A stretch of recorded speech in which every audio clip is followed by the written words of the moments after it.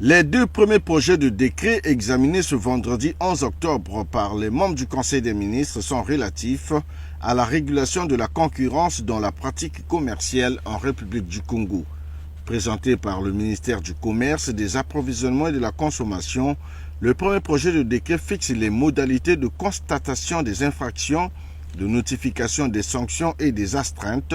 des opérations de concentration d'entreprises et de recouvrement des amendes contre les pratiques anticoncurrentielles, tandis que le deuxième porte approbation des statuts de l'autorité nationale de la concurrence.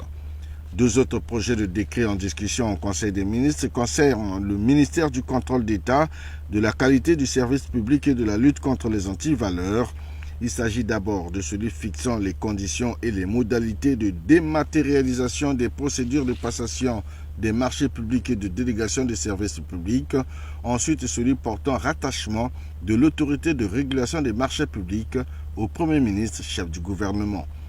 Le ministère des Hydrocarbures a présenté également deux projets de décret, celui fixant les conditions et les modalités d'approbation de la cession d'intérêts participatifs dans le contrat ou le transfert d'actions ou part sociale dans le capital social de l'un des membres contracteurs et celui fixant les conditions et les modalités de constitution du contracteur.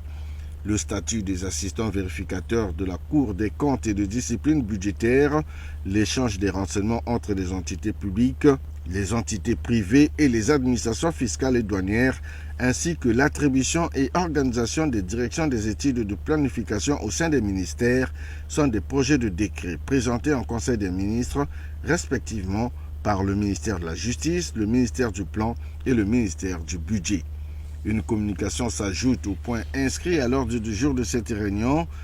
placée sous la très haute autorité du président de la République, Denis Sassou Nguesso. Il s'agit d'une communication liée à la participation du chef de l'État au 9e sommet du Forum sur la coopération sino-africaine tenu du 4 au 6 septembre 2024 à Beijing en Chine et la visite d'État du président de la République à la suite de ce forum. Cette communication est faite par le ministre de la Coopération internationale et du partenariat public-privé, Denis Christelle Sassou Nguesso.